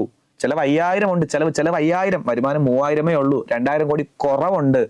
അതിനെ വിളിക്കുന്ന പേരാണ് ഡെഫിസിറ്റ് ബജറ്റ്, കമ്മി ബജറ്റ്. ഇന്ത്യയുടെതൊക്കെ കമ്മി ബജറ്റ്. ഓക്കെ, നോക്കിയടാ, മിച്ച ബജറ്റ്, സർപ്ലസ് ബജറ്റ്. സർപ്ലസ് എന്ന് പറഞ്ഞാൽ നമുക്കറിയാം വരുമാനം കൂടുതൽ കിട്ടി, സർപ്ലസ് ആണ്. ചെലവ് 5000, വരുമാനം 7000, 2000 കൂടുതൽ കിട്ടി. അതുകൊണ്ട് നോക്ക്, വരവ് കൂടുതൽ ചെലവ് കുറവ്, സർപ്ലസ്. എക്സാമ്പിൾ ഓർത്താൽ മതി. അടുത്ത നോക്ക്, സന്തുലിത ബജറ്റ്, ബാലൻസ്ഡ് ബജറ്റ്.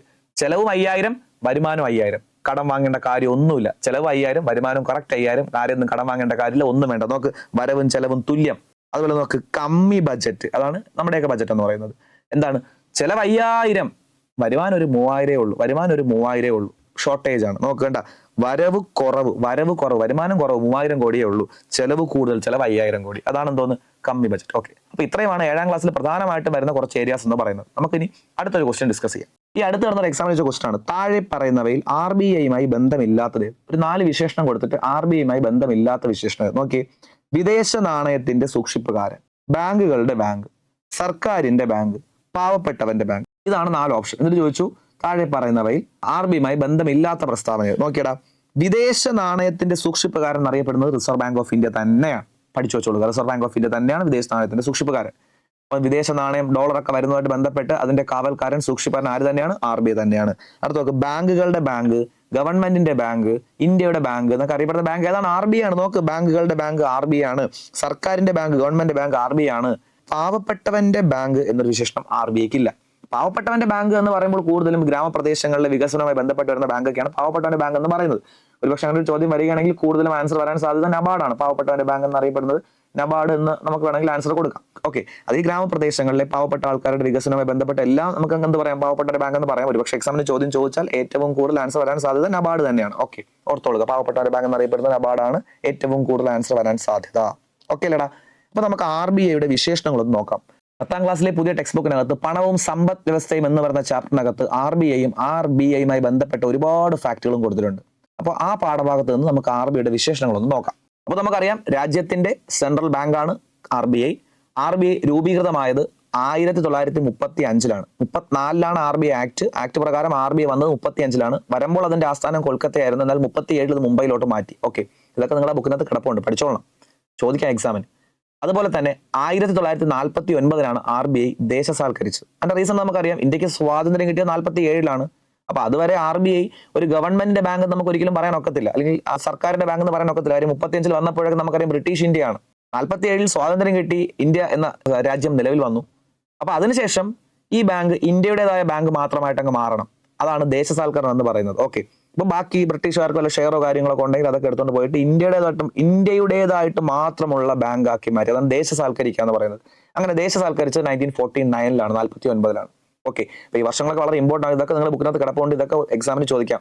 RBI വന്നത് 35-ൽ, ആക്ട് 34-ൽ, ദേശസാൽക്കരിച്ചത് 49-ൽ, ആദ്യത്തെ ആസ്ഥാനം കൊൽക്കത്ത, 37-ൽ മുംബൈയിലോട്ട് മാറ്റി. പഠിച്ചു വെച്ചോളുക. അപ്പൊ ഹിൽട്ടൺ ആൻഡ് കമ്മീഷനാണ് RBIയുടെ രൂപീകരണവുമായി ബന്ധപ്പെട്ട കമ്മിറ്റി. നമുക്ക് RBIയുടെ വിശേഷണങ്ങൾ 10ാം ക്ലാസ്സിലെ ബുക്കിൽ, പുതിയ ടെക്സ്റ്റ് ബുക്കിൽ കൊടുത്തേക്കുന്ന വിശേഷണങ്ങൾ നമുക്കൊന്ന് നോക്കാം. രാജ്യത്തിന്റെ കേന്ദ്ര ബാങ്കാണ് റിസർവ് ബാങ്ക്. നമുക്കറിയാം, ഇന്ത്യയുടെ കേന്ദ്ര ബാങ്കാണ് റിസർവ് ബാങ്ക്. റിസർവ് ബാങ്കിന്റെ തലവൻ റിസർവ് ബാങ്ക് ഗവർണറാണ്. 1934-ൽ reserve bank of India act പ്രകാരം 1935 ഏപ്രിൽ 1-ന് കൊൽക്കത്തയിൽ സ്ഥാപിതമായ റിസർവ് ബാങ്കിന്റെ ആസ്ഥാനം 37-ൽ മുംബൈയിലേക്ക് മാറ്റി. ഒറ്റ സ്റ്റേറ്റ്മെന്റിനകത്ത് 3 ചോദ്യമുണ്ട്. RBI വരാൻ കാരണമായ ആക്ട് 34 ആക്ട് നമ്മൾ നേരത്തെ പഠിച്ചു. RBI വന്നത് 35, ഡേറ്റ് വെച്ചാൽ ഏപ്രിൽ 1. ആദ്യത്തെ ആസ്ഥാനം കൊൽക്കത്ത, പിന്നീട് എങ്ങോട്ട് മാറ്റി? മുംബൈയിലോട്ട് മാറ്റി 37-ൽ. ഇത്രയും ഫാക്ട് നമ്മൾ നേരത്തെ പഠിച്ചതാണ്. നമ്മൾ പിന്നെയും പഠിച്ചായിരുന്നു. RBI ദേശസാൽക്കരിച്ചത് എന്താണ്? 49-ൽ RBI ദേശസാൽക്കരിക്കപ്പെട്ടു.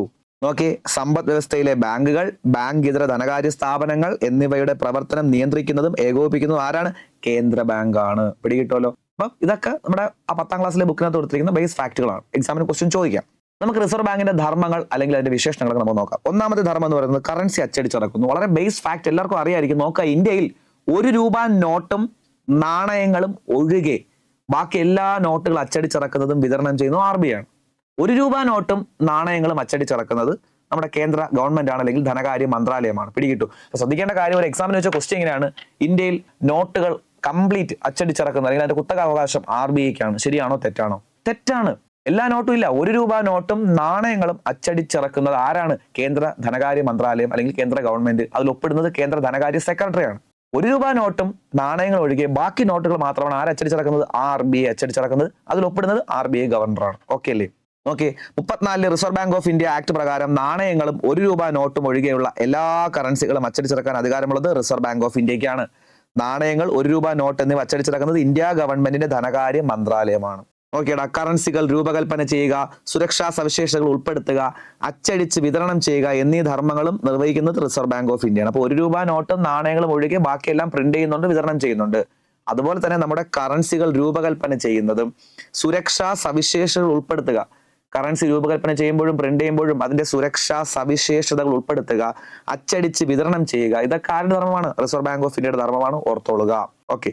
ഇന്ത്യ ഗവൺമെന്റിന്റെ ഉടമസ്ഥതയിലുള്ള നാസിക്, ദേവാസ് എന്നിവിടങ്ങളിലെ പ്രസ്സുകളിലും കണ്ട നമ്മുടെ ഗവൺമെന്റിന്റെ ഉടമസ്ഥതയിലുള്ള 2 പ്രസ്സാണ്. ഒന്ന് നാസിക് എവിടെയാണ്? മഹാരാഷ്ട്രയിൽ. ദേവാസ് എവിടെയാണ്? മധ്യപ്രദേശ്. അപ്പം അത് ശ്രദ്ധിക്കണം, നല്ലൊരു ഫാക്ടാണ്. എക്സാമിന് ചോദിച്ചാൽ അധികം ആരും ഒരുപക്ഷെ എഴുതാനും സാധ്യതയില്ല. ഇന്ത്യ ഗവൺമെന്റിന്റെ ഉടമസ്ഥതയിലുള്ള നമ്മുടെ ഗവൺമെന്റിന്റെ ഉടമസ്ഥതയിലുള്ള 2 പ്രസ്, ഒന്ന് നാസിക്കും ദേവാസും. നാസിക് എവിടെയാണ്? മഹാരാഷ്ട്രയിൽ. ദേവാസ് എവിടെയാണ്? മധ്യപ്രദേശിൽ. അവിടങ്ങളിലെ പ്രസ്സുകളിൽ, അതുപോലെ തന്നെ 2 സ്ഥലം മാത്രമല്ല, ഭാരതീയ റിസർവ് ബാങ്കിന്റെ ഉടമസ്ഥതയിലുള്ള ഭാരതീയ reserve bank note Mudran limited, ഭാരതീയ റിസർവ് ബാങ്കിന്റെ ഉടമസ്ഥതയിലുള്ള ഭാരതീയ reserve bank note Mudran limited. കണ്ട, അത് ഷോർട്ട് ഫോം ആണ് BRBNML, ഭാരതീയ reserve bank note Mudran limited. മൈസൂറും സാൽബോണി എന്നിവിടങ്ങളിലുള്ള പ്രസ്സിലാണ് നോട്ടുകൾ അച്ചടിച്ച് നടക്കുന്നത്. പിടികിട്ടുമല്ലോ. അപ്പൊ 4 സ്ഥലങ്ങളിലാണ് നോട്ടുകൾ അച്ചടിച്ച് നടക്കുന്നത്. ഒന്ന് ഗവൺമെന്റിന്റെ ഉടമസ്ഥതയിലുള്ള നാസിക്കും ദേവാസും, ഭാരതീയ റിസർവ് ബാങ്കിന്റെ ഉടമസ്ഥതയിലുള്ള ഭാരതീയ reserve bank note Mudran limited, അതൊരു പ്രൈവറ്റ് ആണ്, നോട്ട് മുദ്രൺ ലിമിറ്റഡ്. അതിന്റെ കീഴിൽ വരുന്ന 2 സ്ഥലമാണ് കർണാടകത്തിലെ മൈസൂരും പശ്ചിമ ബംഗാളിലെ സാൽബോണി. അപ്പം മൈസൂര്, സാൽബോണി ഇത് രണ്ടും ഗവൺമെന്റിന്റെ ആണോടെ? അല്ല, ഭാരതീയ റിസർവ് ബാങ്കിന്റെ ഉടമസ്ഥതയിൽ വരുന്ന ഒരു പ്രൈവറ്റ് കമ്പനിയാണ് ഭാരതീയ reserve bank note Mudran limited, ഒരു പ്രൈവറ്റ് ആണ്, പ്രൈവറ്റ്. അതിന്റെ കീഴിൽ വരുന്ന സ്ഥാപനമാണ് മൈസൂരും സാൽബോണി. എന്നാൽ ഗവൺമെന്റിന്റെ കീഴിൽ വരുന്നതാണ് നാസിക്കും ദേവാസും. ഈ 4 സ്ഥലത്താണ് നോട്ടുകൾ അച്ചടിച്ച് നടക്കുന്നത്. അപ്പൊ ഈ പേര് പഠിച്ചോളാം, നാസിക്, ദേവാസ്, മൈസൂര്, സാൽബോണി. നാസിക്കും ദേവാസും ഗവൺമെന്റ് ഉടമസ്ഥതയിൽ. ഓക്കെ. സാൽബോണി, മൈസൂരും ഭാരതീയ റിസർവ് ബാങ്ക് നോട്ട് മുദ്രൺ ലിമിറ്റഡിന്റെ ഉടമസ്ഥതയിൽ. ഓക്കെ ആണ്. അപ്പൊ നമ്മൾ റിസർവ് ബാങ്ക് പ്രിന്റ് ചെയ്യുന്ന കാര്യം പറഞ്ഞു. നമ്മൾ നേരത്തെ പറഞ്ഞു നാണയങ്ങൾ പ്രിന്റ് ചെയ്യുന്നത്. നാണയങ്ങളും 1 രൂപ നോട്ടൊക്കെ അച്ചടിച്ചിറക്കുന്നത് ധനകാര്യ മന്ത്രാലയമാണെന്ന് നമുക്കറിയാം. 1 രൂപ നോട്ടും നാണയങ്ങളും ആരാണ്? ധനകാര്യ മന്ത്രാലയം. നോക്ക്, നാണയങ്ങൾ നിർമ്മിക്കുന്നത് ഇന്ത്യ ഗവൺമെന്റ് ഉടമസ്ഥതയിലുള്ള മുംബൈ, ഹൈദരാബാദ്, കൊൽക്കത്ത, നോയിഡ എന്നിവിടങ്ങളിലെ മിന്റുകളിലാണ്. അപ്പൊ നാണയങ്ങൾ എവിടെയാണ് വരുന്നത്? മുംബൈ, ഹൈദരാബാദ്, കൊൽക്കത്ത, നോയിഡ എന്നിവിടങ്ങളിലെ മിന്റുകളിലാണ് നാണയങ്ങൾ പ്രിന്റ് ചെയ്യുന്നത്. ഓക്കെ ആണല്ലോ. ഇനി നമ്മൾ അടുത്ത പഠിക്കാൻ പോകുന്ന ഒരു ഫാക്ടർ എന്ന് പറയുന്നത് നോട്ട് പിൻവലിക്കുന്നതിനെ കുറിച്ച്, നിരോധിക്കുന്നതിനെ കുറിച്ചാണ്. നമുക്കറിയാം, പ്രചാരത്തിലുള്ള കറൻസി വേണമെങ്കിൽ RBIക്ക് പിൻവലിക്കാം. ഗവൺമെന്റ് ഇൻസ്ട്രക്ഷൻസ് കിട്ടിക്കഴിഞ്ഞാൽ RBIക്ക് വേണമെങ്കിൽ ഇത് പിൻവലിക്കാം. നോക്ക്, ഒരിക്കൽ പ്രചാരത്തിലുള്ള കറൻസികൾ അല്ലെങ്കിൽ ഇപ്പോൾ പ്രചാരത്തിലുള്ള കറൻസികൾ ഗവൺമെന്റ് നിർദ്ദേശം കണക്കിലെടുത്ത് റിസർവ് ബാങ്ക് ഓഫ് ഇന്ത്യക്ക് പിൻവലിക്കാം. അതിനെ വിളിക്കുന്ന പേരാണ് ഡിമോണിറ്റൈസേഷൻ. ബാങ്കുകൾ നോട്ട് നിരോധിക്കുന്നു, പിൻവലിക്കുന്നു, അതിനെ വിളിക്കുന്ന പേരാണ് ഡിമോണിറ്റൈസേഷൻ. അതിൽ ഏറ്റവും പ്രധാനപ്പെട്ട ഒരു ഡിമോണിറ്റൈസേഷൻ നമുക്കറിയാം 2016 നവംബർ 8 എക്സാമിന് ചോദിച്ചിട്ടുണ്ട്. 2016 നവംബർ 8 ഡിമോണിറ്റൈസേഷൻ. 500, 1000 രൂപ നോട്ടുകൾ പിൻവലിച്ചു. ഒരുപാട് എക്സാമിന് ക്വസ്റ്റ്യൻ ചോദിച്ചിട്ടുണ്ട്. 500, 1000 രൂപ നോട്ടുകൾ പിൻവലിച്ച demonetisation 2016 November 8. Okay. Demonetisation 2016 November 8 ഇന്ത്യയിൽ അടുത്ത കാലത്തായി ഡിമോണിറ്റൈസേഷൻ നടപ്പിലാക്കിയത്. അതിന് മുന്നേ നടപ്പിലാക്കിയിട്ടുണ്ട് 78 1978 പിന്നെ സ്വാതന്ത്ര്യത്തിന് മുന്നേ 1946 ഒക്കെ ഉണ്ടായിരുന്നു ഡിമോണിറ്റൈസേഷൻ. അടുത്ത കാലത്ത് അതുപോലെ എക്സാമിന് ചോദിച്ചത് 2016 നവംബർ 8. അഴിമതി, കള്ളപ്പണം, ഭീകരവാദം, വ്യാജ കറൻസി എന്നിവ തടയുന്നതായിരുന്നു ഉദ്ദേശം. അന്ന് പിൻവലിച്ചത് എത്രയാണ്? 500 രൂപ, 1000 രൂപ നോട്ടുകളാണ്. അതുവരെ പ്രചാരത്തിലുണ്ടായിരുന്ന 500, 1000 രൂപ നോട്ടുകളാണ് ലീഗൽ അല്ല എന്ന് പ്രഖ്യാപിച്ചത്. എന്നിട്ട് പകരം പുതിയ ഒരു 500 രൂപയും അതുപോലെ 2000 രൂപ നോട്ട് കറൻസിയും അച്ചടിച്ചിറക്കി. പുതിയ 500ഉം 2000 രൂപ കറൻസി അച്ചടിച്ചിറക്കി. എന്നാൽ പിന്നീട് ഈ 2000 രൂപ കറൻസി എക്കോണമിയിൽ നിന്ന് പിൻവലിക്കുകയും ചെയ്തു കേട്ടോ. 2000 രൂപ കറൻസി നിരോധിച്ചിട്ടില്ല, എക്കോണമിയിൽ നിന്ന് പിൻവലിച്ചു. ട്രാൻസാക്ഷൻ ഉപയോഗിക്കേണ്ട, അത് തിരിച്ച് RBIക്ക് കൊടുക്കുക എന്നുള്ള രീതിയിൽ അതങ്ങ് പിൻവലിച്ചു. നിരോധിച്ചിട്ടില്ല, 2000 രൂപ കറൻസി നിരോധിച്ചിട്ടില്ല, പിൻവലിക്കുകയാണ് ചെയ്തത്. അത് പിന്നാടി ഈ അടുത്ത കാലത്താണ്. ഓക്കെ.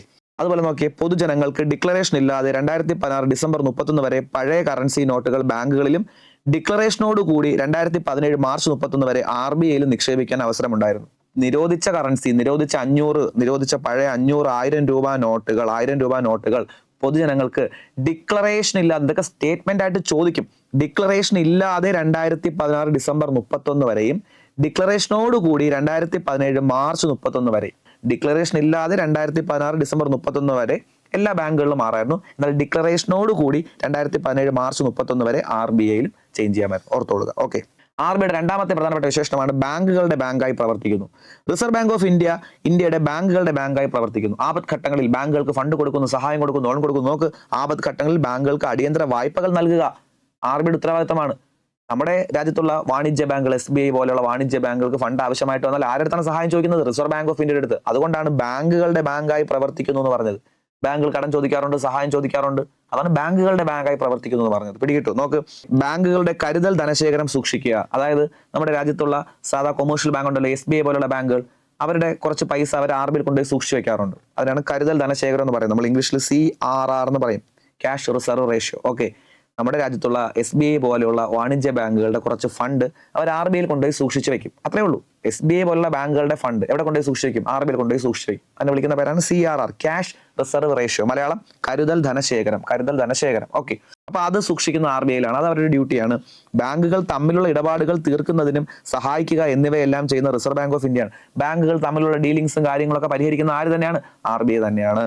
അടുത്ത മൂന്നാമത്തെ വിശേഷണം, പണത്തിന്റെ അളവും വായ്പയും നിയന്ത്രിക്കുന്നു. പണത്തിന്റെ അളവും വായ്പയും നിയന്ത്രിക്കുന്നു. പണത്തിന്റെ അളവെന്ന് പറഞ്ഞാൽ നമ്മുടെ എക്കോണമിയിലോട്ട് അമിതമായിട്ട് പണം ഒഴുകാൻ പാടില്ല. അതുപോലെ എക്കോണമിയിലോട്ട് അമിതമായിട്ട് പണത്തിന്റെ ഒഴുക്ക് കുറയാനും പാടില്ല. രണ്ടും പാടില്ല. ഒരു സ്റ്റേബിൾ ആയിരിക്കണം. അമിതമായിട്ട് പണം ഒഴുകിയാൽ അത് പണപ്പെരുപ്പമാകും. പണത്തിന്റെ ഒഴുക്ക് കുറഞ്ഞാൽ അത് പണച്ചുരുക്കമാകും. പിടികിട്ടു. അമിതമായിട്ട് പണം ഒഴുകിയാൽ പണപ്പെരുപ്പം, പണത്തിന്റെ ഒഴുക്ക് കുറഞ്ഞാൽ പണച്ചുരുക്കം. അപ്പൊ അമിതമായിട്ട് പണം ഒഴുകാനും പാടില്ല, ഒഴുക്ക് കുറയാനും പാടില്ല. അത് നിയന്ത്രിക്കുന്ന ആരാണ്? RBI ആണ്. അപ്പോൾ മൂന്നാമത്തെ വിശേഷണം, ആദ്യത്തെ വിശേഷം പഠിച്ചു, കറൻസി നോട്ടുകൾ അച്ചടിച്ചിറക്കുന്ന RBI ആണ്, ₹1 നോട്ടും നാണയങ്ങൾ ഒഴികെ. രണ്ടാമത് പഠിച്ചു, ബാങ്കുകളുടെ ബാങ്കാണ്. നമ്മുടെ ബാങ്കിന് എന്തെങ്കിലും ആവശ്യം വന്നാൽ സഹായിക്കാറുണ്ട്. ബാങ്കുകൾ RBI കൊണ്ടുപോയി പൈസ സൂക്ഷിച്ചു വെക്കാറുണ്ട്. CRR പഠിച്ചു. അതുപോലെ തന്നെ ബാങ്കുകൾ തമ്മിലുള്ള ഇടപാടുകൾ പ്രൊമോട്ട് ചെയ്യാറുണ്ട്. രണ്ടാമത്തെ വിശേഷണം. ഇനി മൂന്നാമത്തെ വിശേഷണം നമുക്കറിയാം, പഠിച്ചുകൊണ്ടിരിക്കുകയാണ്.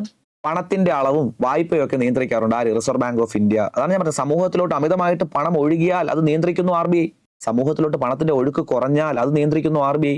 അതിനെയൊക്കെ വിളിക്കുന്ന പേരാണ് പണനയം. പണനയം. നമ്മൾ ഈ സെഷൻ തുടങ്ങിയ സമയത്ത് പറഞ്ഞു, പണനയം എന്ന് പറയുന്നത് ആരുടെ നയമാണ്? RBI-യുടെ നയം.